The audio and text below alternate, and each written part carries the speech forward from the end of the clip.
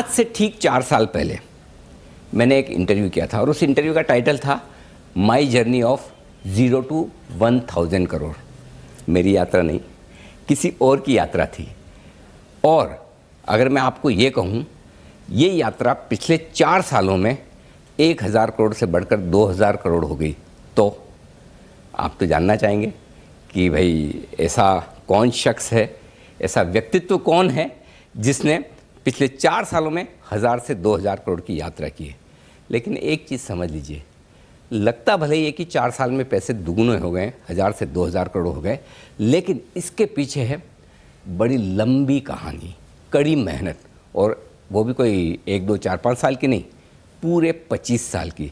जी हाँ, हिंदुस्तान के सबसे बड़े वेल्थ क्रिएशन गुरु रामदेव अग्रवाल साहब, इनकी कहानी की मैं बात कर रहा हूँ।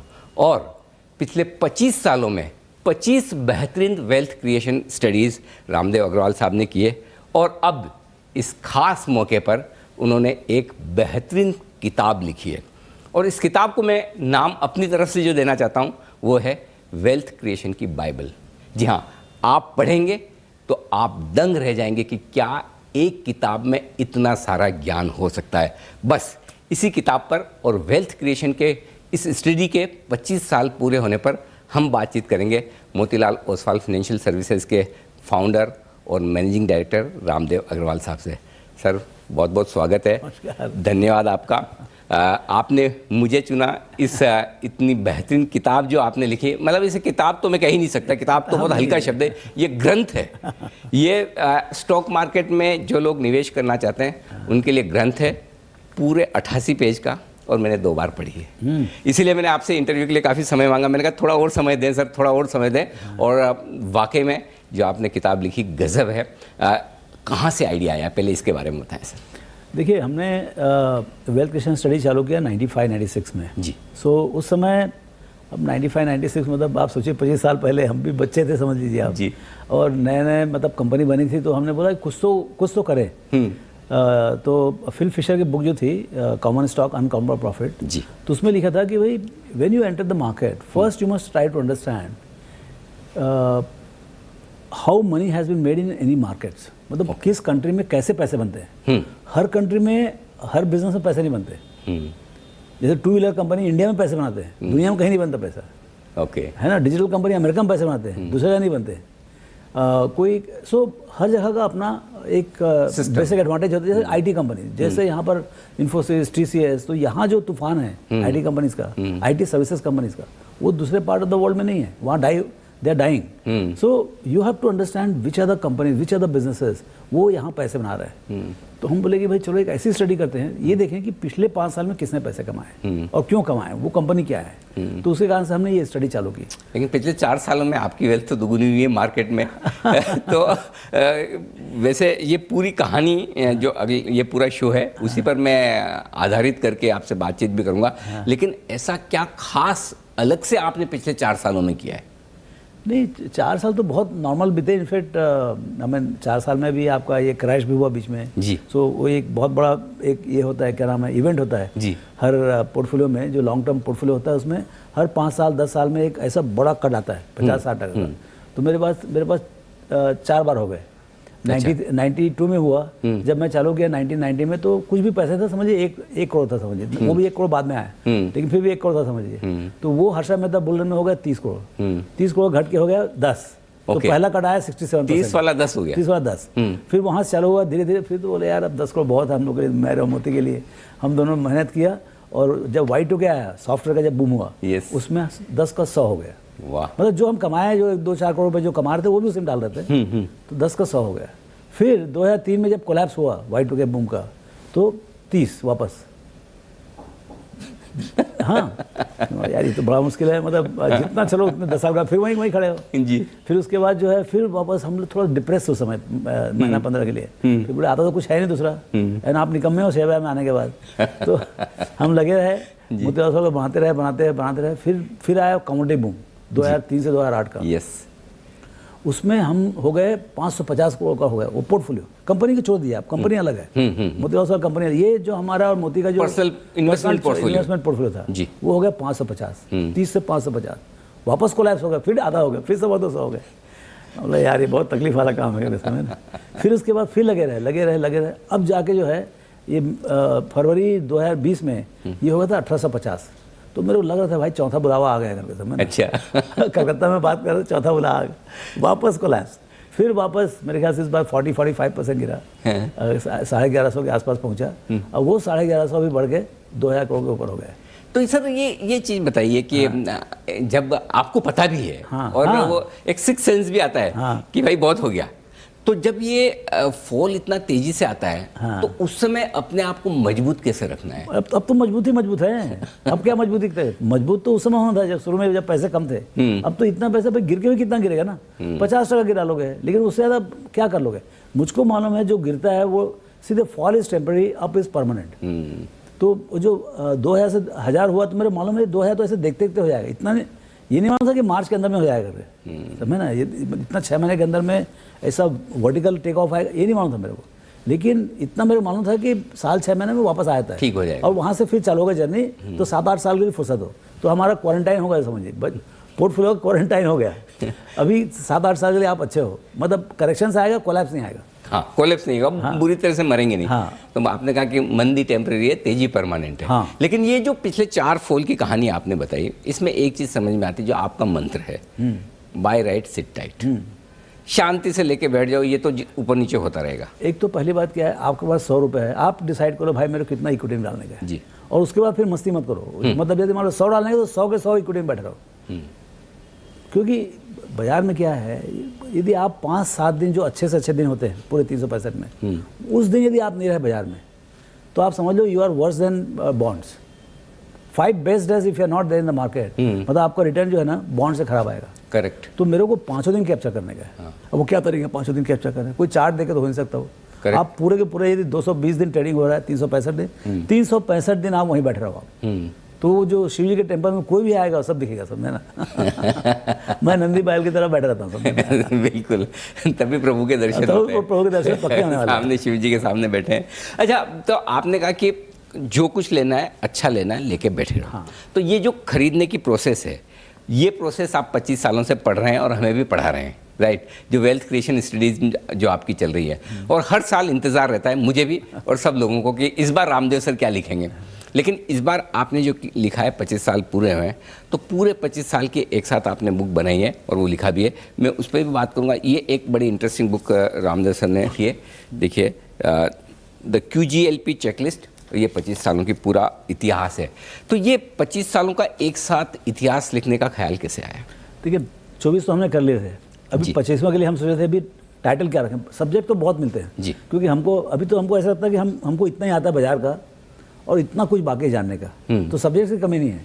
फिर बोले कि एक बार अभी थोड़ा रुकते हैं और ये देखते हैं कि हमने 24 साल में जो किया है उसको एक तो पहले कॉन्सोलिडेट करें। और अब ऐसा लगता है कि जो QGLP हमने लिखा था, मेरे ख्याल 2014 में लिखा है जी। हाँ, करीब 2014 के आसपास लिखा, 18-19वां स्टडी था जब हमने QGLP लिखा। लेकिन मैं लोगों से बोलता हूँ कि भाई आप QGLP स्टॉक खरीदो, तो हमेशा लोग पूछते हैं कि आप QGLP करते कैसे हो? है सिंपल, लेकिन कैसे करते हो? तो जैसे मेरे नए रिसर्च एनालिस्ट ज्वाइन करते हैं या कोई हमारे एसोसिएट्स हैं, ब्रोकिंग में है, फंड डिस्ट्रीब्यूशन में है, तो सब बहुत लोग आगे पूछते हैं, पर्टिकुलरली यंग क्राउड जो कॉलेज से निकल रहे हैं, CA बन के आ रहे हैं, उनको ये नहीं मालूम कि QGLP अप्रोच कैसे करने का। तो मैं बोला चलो चेकलिस्ट बनाते हैं। उससे क्या है कि वो चेकलिस्ट पढ़ेंगे तो 80-90% उनको समझ में आ जाएगा कि थियोरेटिकल एस्पेक्ट क्या है। प्रैक्टिकल बाजार में आके बहुत अलग बात है। करेक्ट। कि हम बोलते हैं भाई अच्छी कंपनी खरीदो, अच्छा बिजनेस खरीदो, अच्छा क्या है, तो अच्छा क्या है। हाँ। तो उसमें हमने बताने की कोशिश की है, लेकिन उसको एक्चुअली प्रैक्टिस करना कि भाई आप पूरे 500 कंपनी का आप लिस्टिंग करो, अच्छा है खराब, बस खाली 2 ही चीज़, तो उसमें आपको दिखेगा कितना अच्छा है। मतलब आपको बिलीव नहीं होगा कितने अच्छी अच्छी कंपनी से बिजनेस कितने अच्छे हो सकते हैं और खराब बिजनेस कितना खराब हो सकता है। करेक्ट। तो जैसे ग्रेट गुड ग्रूसम वाला जो है, उसमें हमने ये बताने की कोशिश की, 2007 की स्टडी है बफेट साहब के बोलने से, कि मतलब businesses are good and very good and very bad. तो मतलब आप भगवान कृपा से और आपको ऐसा कोई पनिशमेंट ना हो कभी आपके पोर्टफोलियो में खराब कंपनी रहे, क्योंकि जो कंपाउंडिंग होता है सिर्फ अच्छी कंपनी होता है। करेक्ट। यदि गोल्ड में कंपाउंडिंग होगा सबके गोल्ड में होगा, शेयर बाजार में ऐसा नहीं है। आपके पास यदि खराब कंपनी है तो 0 चले जाएंगे आप। राइट। ये बड़ा फर्क है। ये तो उससे बचना बहुत जरूरी है। सबसे पहला जो है ना, don't lose money, don't by bad company. मतलब मैं बफेट साहब ने बोला डोंट लूज मनी, मैं बोलता हूँ don't by bad companies. Rule number 1 don't by bad company, rule number 2 don't forget rule number 1। बिल्कुल 100%। और अच्छी कंपनी कैसे खरीदी जाए, हाँ। इसी पर 25 साल बिताए हैं रामदेव सर ने। 25 साल, 25 वेल्थ क्रिएशन स्टडी, और उस पर 25 सवाल। और ये 25 सवाल क्या है, कोई भी शेयर खरीदने के पहले आपकी चेकलिस्ट क्या होनी चाहिए, ये 25 सवाल इस किताब में आए हैं, इस पुस्तक में आए हैं। इन पर हम विस्तार से बातचीत करेंगे एक एक करके। और जो आपने इंटरेस्टिंग चेकलिस्ट बनाई है उसमें 5 अलग अलग तरीके की चेकलिस्ट हैं, उन पर मैं आऊँगा। उससे पहले थोड़ी बेसिक से शुरुआत करते हैं ताकि एक हमारे दर्शकों को बैकग्राउंड मिल जाए। आपने शुरुआत ही एक बहुत इंटरेस्टिंग चीज़ से की कि जिसमें मतलब पूरी दुनिया कंफ्यूज्ड है कि मैं इन्वेस्टर हूँ या ट्रेडर और स्पेकुलेटर हूँ। तो आपने यही पॉइंट शुरुआत के लिए क्यों चुना है, इन्वेस्टिंग वर्सेस स्पेकुलेशन? क्योंकि ये चीज़ जो है ना सिर्फ इन्वेस्टिंग में ही काम आती है जी। सी देखिए, एक तो क्या है, यदि बाजार में 10 लाख लोग हैं, 10 लाख तरीके हैं पैसे कमाने के जी। लेकिन वो 10 लाख लोग जो हैं उनकी 2 कम्युनिटी है, स्पेकुलेटर और इन्वेस्टर। तो स्पेकुलेटर कम्युनिटी से मतलब अच्छे नहीं खराब वाली बात नहीं है, उनसे कोई मतलब नहीं स्टडी का। स्पेकुलेटर के खाली प्राइस भगवान है, हमारे लिए ऐसा नहीं है, हमारे लिए वैल्यू भगवान है। तो वो इन्वेस्टिंग में एक अलग ही चीज़ है। इन्वेस्टिंग में कई तरीके के होते हैं, ये एक ऐसा QGLP फ्रेमवर्क जो है ना, इस तरीके ये हमारा तरीका है। और ये एक स्टाइल है वैल्यू और ग्रोथ का, तो ये काम करेगा।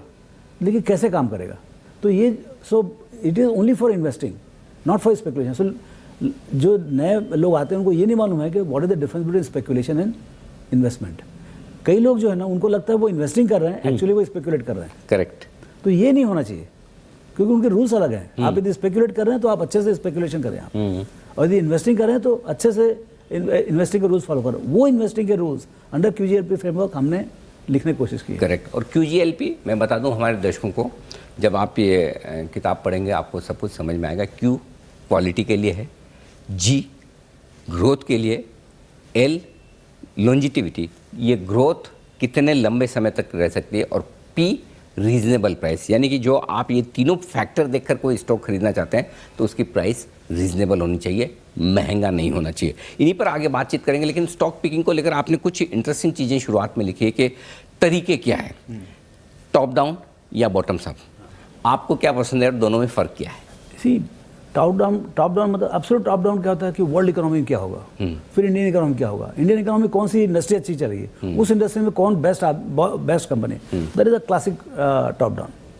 बॉटम अप क्या होता है, मैं आपसे मिला, आप बोले अरे राम जी मैं वो उससे मिला था कंपनी वाले से, वो खूब पैसा कमाने वाला है, 100 करोड़ कमाने वाला, 150 करोड़ में कंपनी मिलती है। तो मतलब बॉटम अप हो गया ना, कुछ नहीं मालूम कंपनी के बारे में, आपने नाम बताया बस, मेरे को नाम ही चाहिए बस। अब कंपनी से शुरुआत करेंगे, अब वहाँ से हम चालू करते हैं। जैसे कल शाम को मेरे को किसी ने बोला कि एक कंपनी 500-600 करोड़ मिलती है, टेक कंपनी है, उसमें नहीं 200 करोड़ मिल रही है, 600 करोड़ कैश है बोलता है, और टेक कंपनी है, और अभी भी नया मैनेजमेंट आया है, कोई TCS को बंदा आया ज्वाइन किया है। बोला यार देखने तो पड़ेगी भाई, है 500-600 करोड़ की कंपनी, लेकिन फिर देखें सही क्या है। तो ये ना वहाँ से कहानी चालू, that is a classic bottoms up. So आपको यही पसंद है?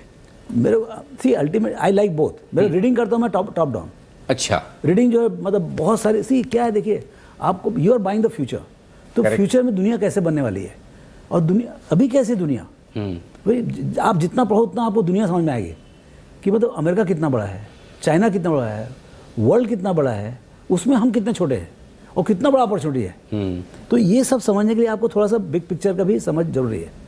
करेक्ट, बहुत जरूरी है, अदरवाइज आप कुएं के मेंढक रह जाएंगे, है ना। क्योंकि क्या है, ग्रोथ जो है, ग्रोथ को समझने के लिए आपको ये समझना पड़ेगा कि यूनिवर्स कितना बड़ा है, मतलब बिजनेस अपॉर्चुनिटी कितना बड़ा है, वो बहुत जरूरी है। और वर्ल्ड क्या है, कितना स्पीड से प्रॉस्पर होते आ रहा है। देखिए ये वर्ल्ड बहुत ज़्यादा प्रॉस्परस है compare to what it was 15 years back. Correct. 20-25 years back world was having GDP of say $50 trillion, आज $100 ट्रिलियन है, और अगले 15 साल में इसका $200 ट्रिलियन होने वाला है। तो आप देखो सही कितना मतलब विश्व कितना ये रहेगा, और उसमें कंजम्पशन होता है फिर, और वो कंजम्पशन के लिए कंपनीज बनती हैं। तो ये कनेक्ट करना जरूरी है कि भाई, so I read lot of large picture, okay, लेकिन जब एक्चुअली शेयर खरीदने का टाइम आता है तो हम उसमें से निकालते हैं कि ये सेक्टर में कंपनी खोजनी है, अब उस सेक्टर में कंपनी कहाँ से निकालें। तो अब फिर उसका बॉटम्स अप चर्चा चालू होती है। तो हम जाके कोई कंपनी वाले से पूछेंगे कि भाई आपको क्या अच्छा लगता है, कौन कौन से क्षेत्र, क्या क्या इंटरेस्टिंग ट्रेंड है, तो बोलेगा सिक्योरिटीज़ में बहुत अच्छा हो रहा है, तो सिक्योरिटीज़ में कौन सी कंपनी है, तो उसमें से फिर वो खोजबीन चालू होती है। और होता क्या है, कोई ना कोई जो है ना एनालिस्ट या कोई प्रेजेंटेशन में आपको वो कंपनी मिल जाती है, क्योंकि आप मेंटली रेडी हैं, आपको QGLP फ्रेमवर्क है, आपका टॉप डाउन एक इमेजिनेशन क्लियर है। अब उसमें क्या है, एक बंदा जो है ना चलता हुआ आता है डायस के ऊपर, अब वो बताता है कि मैं ऐसी कंपनी बना रहा हूँ, तो पसंद आ गई, तो फिर चलो भाई साथ में।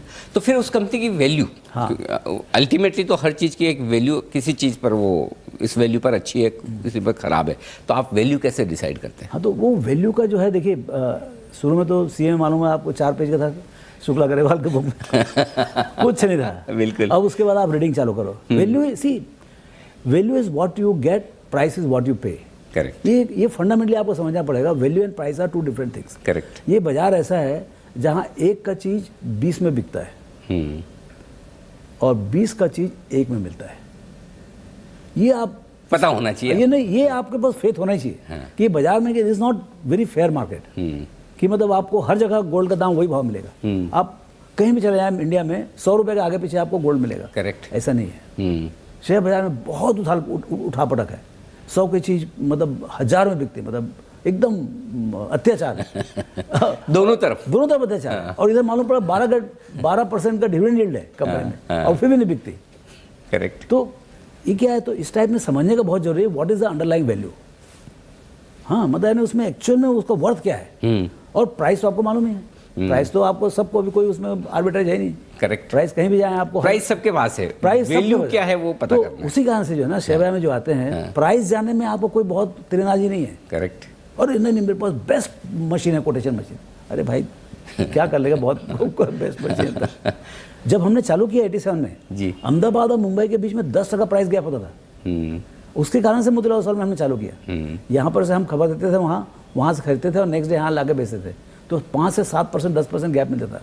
अब 1 रुपये, एक नया पैसा का फर्क नहीं है। करेक्ट। तो वैल्यू और प्राइस में डिफरेंस है, बहुत डिफरेंस है जी। और ये समझना बहुत, ये फेथ होना बहुत जरूरी है कि बाजार में आपको कई चीज़ें बहुत सस्ती मिलती है और कई चीज़ें, और वही सस्ती चीज़ें कुछ दिन के बाद बहुत महंगी बिकती है। करेक्ट। उसी का मजा है। बिल्कुल।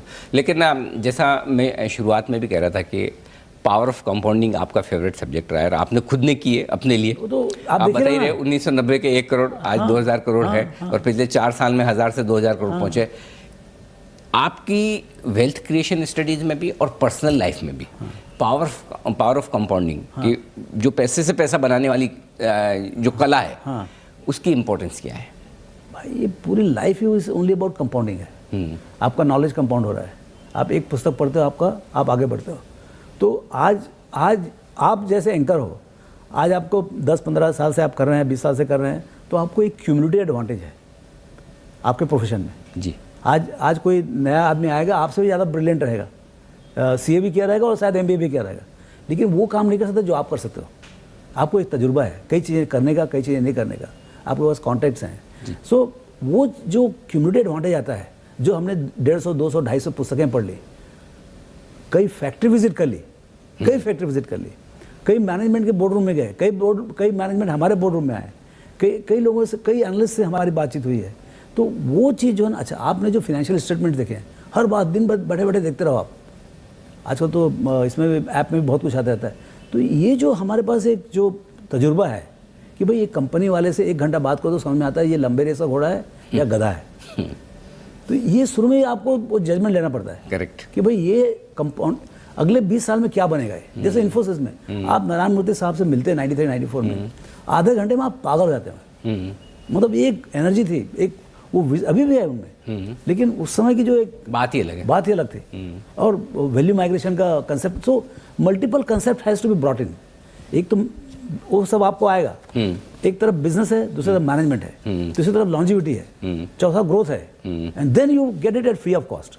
करेक्ट। तो ये जब ये पूरा मसाला आपको फ्री में मिल रहा हो, आप लेके बैठ जाओ। एब्सोल्युटली। और तभी आपको 4 फॉर्मूला लगाने होते हैं, वो है QGLP। तो आइए अब शुरुआत करते हैं QGLP की चेकलिस्ट की।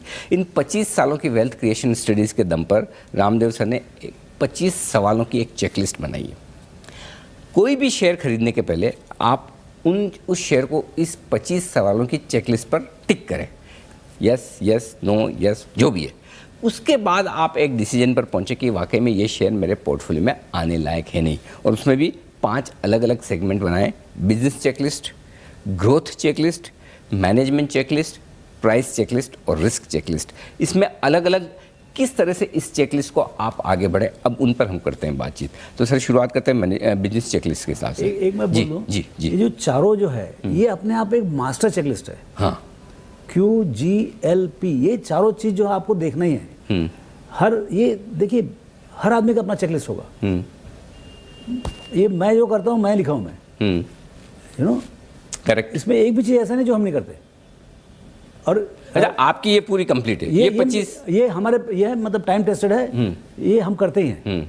ओके, लेकिन आप जैसे करोगे तो आप इसमें से 2-4 छोड़ दोगे, लेकिन आप 10 और जोड़ दोगे आप अपने हिसाब से, अपने हिसाब से कस्टमाइज कर। लेकिन ये चारों जो हेडर है, जैसे क्वालिटी है, quality of business, quality of management, उसके जो चेकलिस्ट होंगे वो तो रहेगी। हाँ, और उसके अंदर सब चेकलिस्ट हमने तो मोटे मोटे 10-15 लिख दिए, उसके अंदर और 100-150 कर सकते हो आप।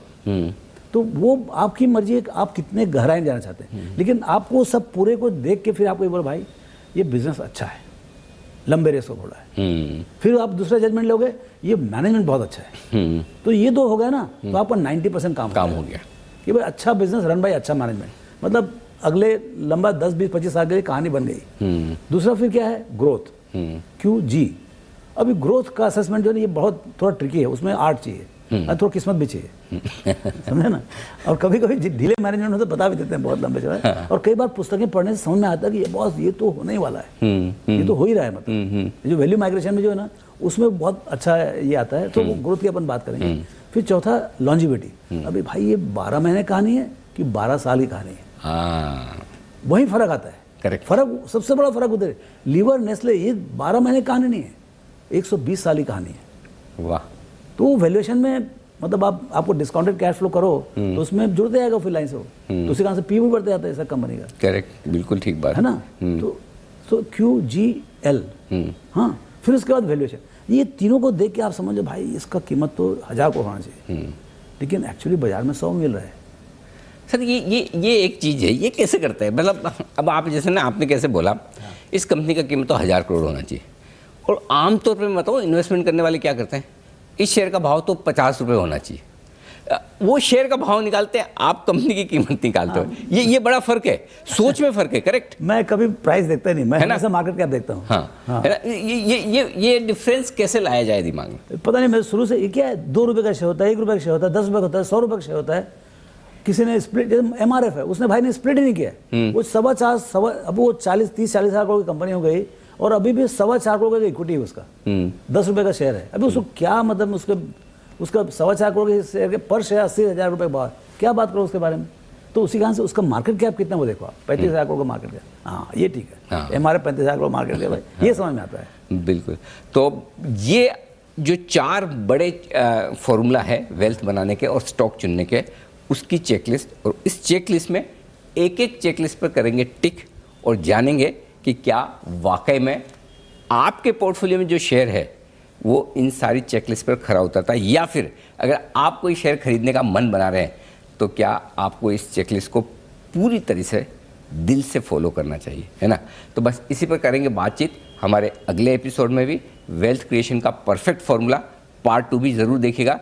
सर बहुत बहुत धन्यवाद। पार्ट 1 में आपने पूरा बैकग्राउंड, अपने 25 साल से ज़्यादा का अनुभव है, 25 साल तो वेल्थ क्रिएशन को है, लेकिन उस अनुभव को आपने उतारा है। अब हम माइक्रो लेवल पर जाकर आपसे सारी ये थीम्स और चेकलिस्ट डिस्कस भी करेंगे। बहुत बहुत शुक्रिया इस पहले एपिसोड के लिए, और बस इसके बाद एक दूसरा एपिसोड जहाँ पर आगे की पूरी डिटेल्स होंगी इस वेल्थ क्रिएशन स्टडी को लेकर। तो बने रहिए हमारे साथ जी बिजनेस पर। नमस्कार।